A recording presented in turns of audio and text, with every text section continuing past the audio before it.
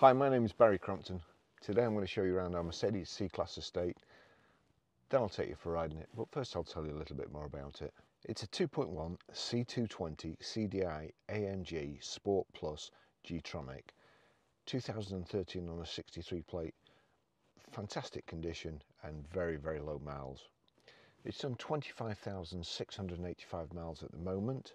Fuel economy, urban 44.1 miles per gallon, extra urban 61.4 miles per gallon, and combined is 53.3 miles per gallon.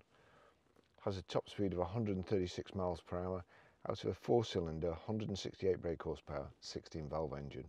Has the Becker Map Pilot navigation system, AMG gear shift lever with chrome insets, automatic climate control, brushed stainless steel pedals with rubber studs, chrome waistline, 18-inch AMG alloy wheels, Bluetooth hands-free, Bluetooth audio streaming, Isofix rear child seat anchor points, and power open and power close tailgate.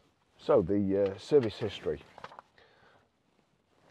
27/11/2014 at 7,662 miles, Mercedes-Benz Eastbourne. 6/11/2015 at 15,778 miles, Mercedes-Benz Eastbourne. 14/1/2019 at 22,275 miles, Mercedes-Benz Croydon. 20/7/2021 at 23,644 miles, Halfords Auto Centres. 28/11/2022 at 24,470 miles, Merkland Limited. Okay, so that's the Mercedes-Benz key. As you see, there's not a blade on the end, it's a kind of a transponder. That slots in the dashboard there, foot on the brake, turn it, that's it, away we go. Now, I always say this about Mercs, it really unnerves me, and I don't know why. It must be cars, I don't know, I'm paranoid. But when you put the seatbelt on, you can actually stop it doing this, but when you put the seatbelt on, just watch it. It pulls it tighter, and you think there's somebody in the back grabbing hold of your seatbelt, but you can knock that off in the settings, so that's okay. So foot on the brake, into drive. It does have Map Pilot. If I just switch it on, I'll turn it down so we don't get music. Later I'll show you how to pay your mobile, delete a mobile, stream audio or play music through the system from your phone, and also set the Sat Nav. So that's it at the moment. It's on, it's ready for Bluetooth and to pair a mobile to it. I'll just put the nav on. That's the map that's come up at the moment, and here we go, we're away. You've got paddle shift on the steering wheel. Oh, just before I go, I'll do it before we go, because some people think the steering wheel like disconnects from the from all the mechanism, and it's just going to pull off in my hand. But anyway, there you go. So that's it. Height and reach adjustable steering wheel. We've got electric seats as well. Let's say that's going up and down, and that's the backrest. What else? Power folding door mirrors. Get all these things out of the way so that I can concentrate on the road. We're no longer going to Wyresdale Tower at the moment, far too busy. Which will be good for my waistline.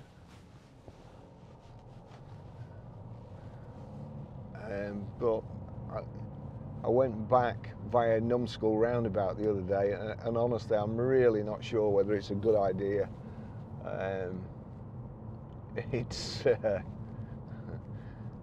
just seems to be where all the lunatic drivers congregate, and you're taking your life in your hands. I mean, this is a really nice car. We've taken this in part exchange. The chap had been looking for one for ages, and this was the nicest one he found, and then his circumstances changed, so we took it in part exchange, and it's a nice Merc Estates in white, all the stuff going for it. It's a great spec, good service history, but I should have looked before I come out, but It must be one of the lowest mileages for this year on the internet for sale. We know it's a good price too. ICE cars, internal combustion engine cars, they're nice cars, are very sought after at the moment, and you have kind of a guide level, a buying price, but they're actually going for over the buying price, so they're commanding a premium even in the trade. Unfortunately, with Autotrader's system, with their price banners, which are insane really, because their price banners and their algorithm can't tell the difference between a really nice car and some shed that somebody's picked up at an auction and polished it and is selling from his, you know, little, I was going to say his little lot, but that's what we do. So it's a lovely car. Drives great. I have been out in it. I have driven it before. Automatic, and it's the automatic. It's the Mercedes automatic with a gear selector where it should be, not over here where probably your wipers should be. So if I just knock that across, that will change down. I won't do it again because we're probably going too fast to change down again, but I can knock it up like so. So I can use it as a manual. Here, the little switch, you've got E, S and M. So economy, let's say, that's sport, so you can accelerate faster. And then that's manual, so you can change here from the paddle shift like so. But Mercedes-Benz engineers spent years perfecting their automatic gearbox, and well, everything on the internet these days seems to be done by artificial intelligence. Nobody's got any common sense anymore, so stick it in E, stick it in D, and just concentrate on everybody that's trying to kill you. Just, here we go, we're doing 50 miles an hour. That's cruise control on. Set at just the right speed, so don't go too fast. Well, actually it's just set a bit low. I can increase it. That's increased it to 50 miles an hour. Or if I knock it down, cruise control, that's going to take me to 40 miles per hour, so we're slowing down. Back up to 45.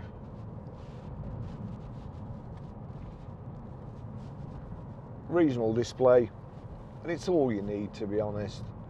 You know, I was looking at a Tesla the other day, and it's just it's like a big television screen. It's just not needed. It's got proper dials on it, and there you might be able to hear it clicking. You don't even have to look at them. You don't have to set a temperature. You turn it up till you're warm enough or down till you're cold enough.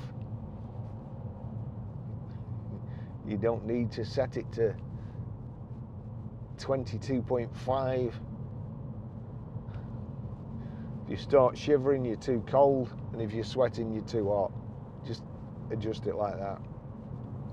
There's the fan, again, a little switch that you don't need to look at for too long. Like Audi's, you've got to press one button and then look at the display and then start messing about with another button. Just ask him to go straight to the scene of an accident if you start doing stuff like that. Nice clear instrument display. Although when I say it's nice and clear, it's actually where I have the steering wheel and where I sit, I actually need to go down a little bit because it's just cutting the top off the instruments for me, but I think everybody else is going to be all right. So we've got fuel gauge at the left, right, the clock at the left. In that clock there's, or in that display, there's the fuel gauge at the left and the coolant temperature right. in the display or the gauge at the right hand side, that is your rev counter. The one in the middle is your speedo, and in the speedo there's your mileometer, there's your trip counter. It tells you what gear you're in. At the moment it's saying we're in drive, and switch to economy. And then it has the time, and it's just showing it's on eco. So that's your eco button there, so that'll be stop start. So we're going to knock that off. I don't want it stopping just as I'm setting off on a roundabout, which stop starts have a tendency to do. I don't like them, that's me. You make your own mind up and do what you want.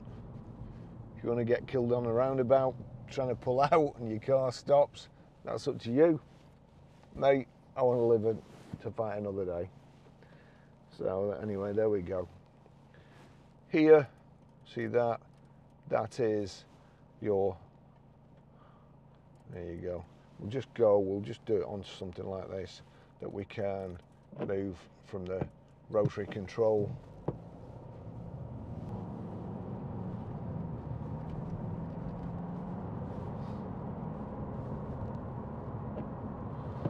Chet was in completely the wrong lane.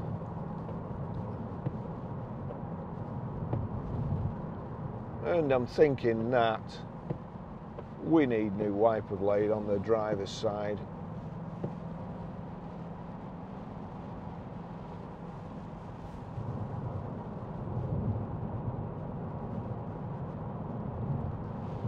Just as it started raining.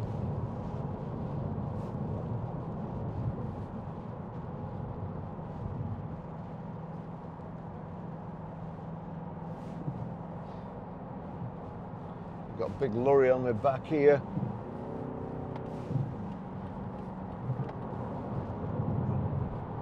Range Rover guy's not very good for business. Doing 60 mile an hour.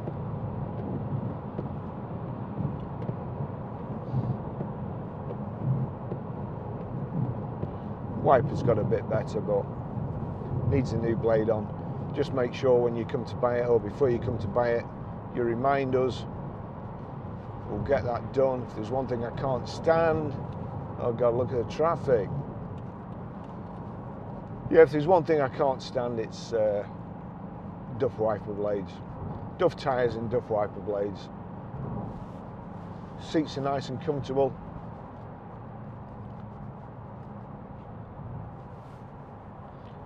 It's the Mercedes-Benz man-made leather, Alcantara in the centre, and this plasticky leather here, which looks okay, and it's supposed to be harder wearing and easier to clean. Jury's out on that.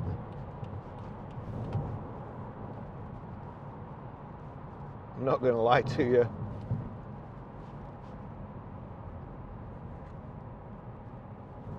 But it's a nice car.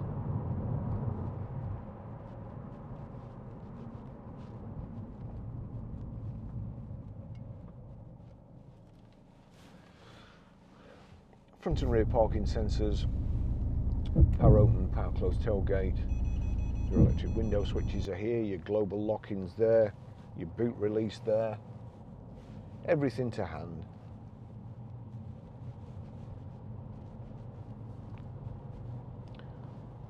I'm just trying to decide whether I should go back down the motorway.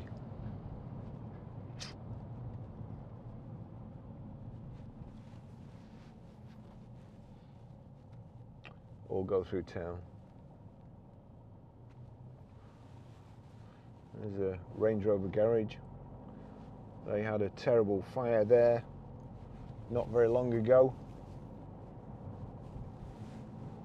and are rebuilding.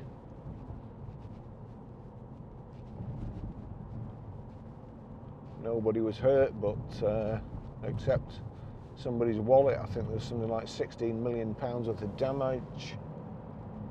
caused, which is just scary.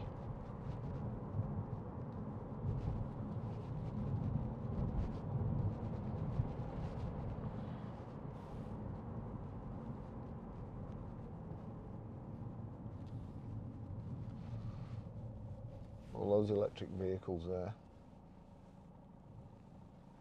I'm glad I'm not in the new car job anymore.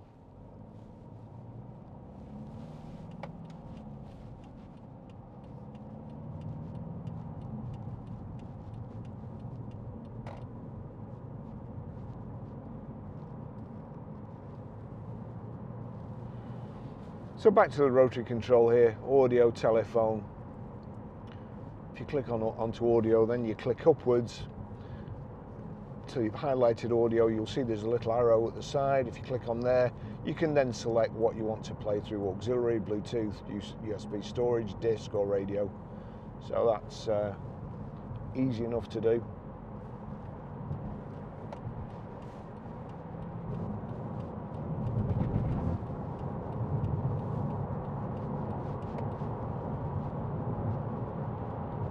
This stretch of the motorway doesn't seem as bad as just the next stretch from that junction to the M55 roundabout. I don't know why it is, but there's some awful drivers there. There we go. We all seem to be stopping, which is what I noticed on the way up. But our junction's not very far away. I think the bottleneck will be further up.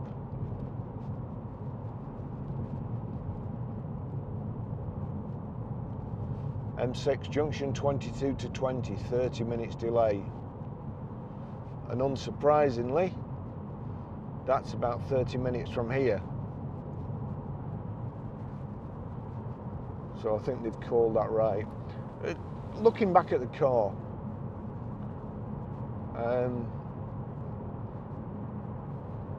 nicely finished, brushed aluminium, insets in the dash, in the gear tunnel. We have this, there we go, that flips open. In there, auxiliary and a USB, so you've got an armrest there. For me, that's very important, because I'm a lazy driver. But, you know, Mercedes estates are kind of on the same power as Volvo estates. Usually very sought after, and if you've got them in the right colour, in the right spec, good mileage, then that's kind of nirvana, salesman's nirvana. You know you're going to sell it. There's always a customer for a car like this.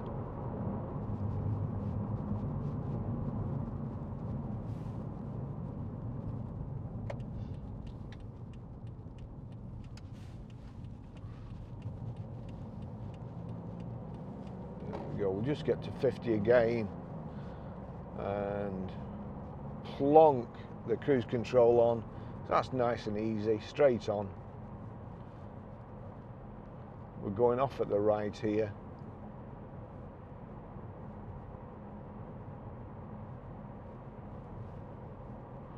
Usually you have to back the traffic off behind you, because sometimes they're that close to you that when you start slowing down, slowing down and turning in, they nearly take your back wing off. So you've got to leave yourself a little bit of room so you can actually accelerate and still be able to take the corner.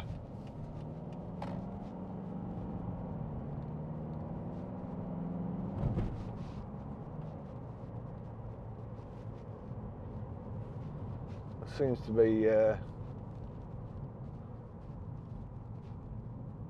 yeah, it seems to be dark around here for some reason. I don't know whether it's a car that's previously gone up the road there.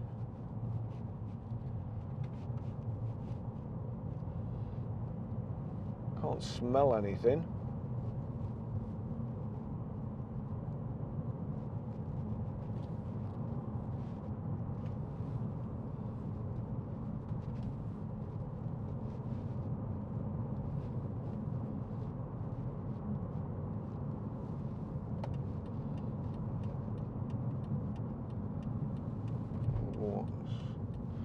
probably see what was causing the smoke here, I think. It's not that one.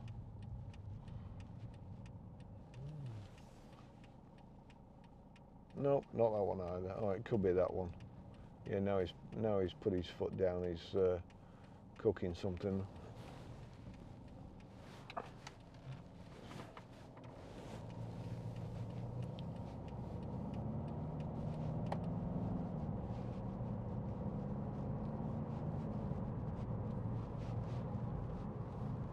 Is there anything else that I can tell you? Probably not. But as I say, I will show you how to pair a mobile, delete a mobile, stream audio, and also set the Sat Nav. I'll probably be in a separate video, otherwise they get too long. And what can I say? I can't find anything wrong with it apart from, let's just check that wiper blade again. Seems to be clearing better now, but whether there's something on the screen perhaps, I don't know. But we'll sort it.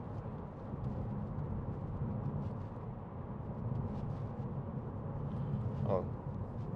Volume controls, entering your phone controls. Let's just see this. Click OK. That's changing the display in the center there. Reset trip counter. No, I don't want to do that. And there we go, we've got trip, navi. I can change your display. That's on your direction of travel. Audio, telling me what radio station it's on. And then onto telephone. Assist, driver assist, ESP attention assist. Click OK there. See, deactivate with OK. So yeah, I don't want that. Service, instrument cluster settings, light, vehicle, convenience. So we'll go to vehicle. Just slow down. Oh, we're only doing 40 anyway. Limit speed, winter tires off. Auto door locks, activate with OK. Acoustic lock. Yeah, all stuff that's not really. And then we're back on the mileometer, which will do for me. And even better, we just click upwards. We've got the digital speedo, which is even better. No ambiguity. It tells you exactly how many miles per hour you're doing, and not from a needle where you know your height can actually make a couple of miles per hour difference, I suppose. Your viewpoint on the clock. A scientific instrument always has a mirror at the back so that you can line the pointer up with its reflection, then you know exactly, you can read exactly, but cars don't. So up here, it's a couple of miles an hour less, and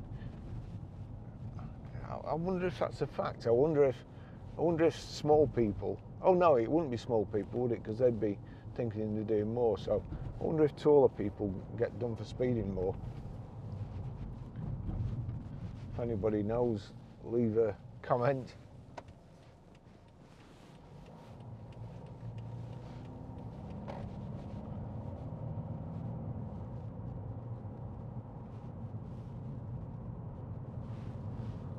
I could just do a chipping farm shop, a sausage and egg farm cake. It's making my mouth water thinking about it. It's 40 miles an hour up here.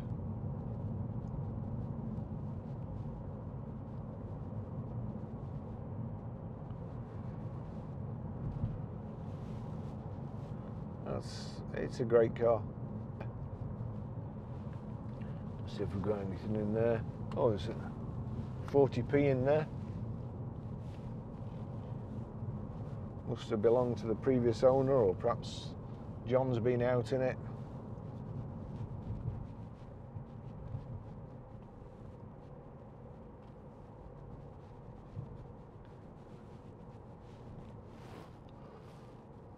God, I'm knackered.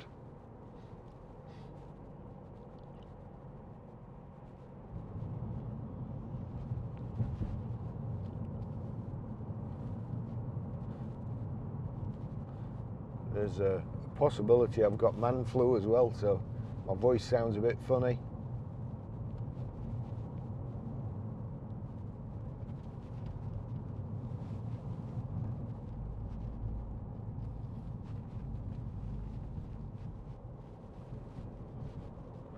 And here we are,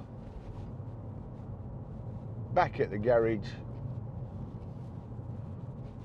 Grosvenor Garage, Blackburn Road, Higher Walton, Preston, PR5 4EA. And there's the Barrie mobile.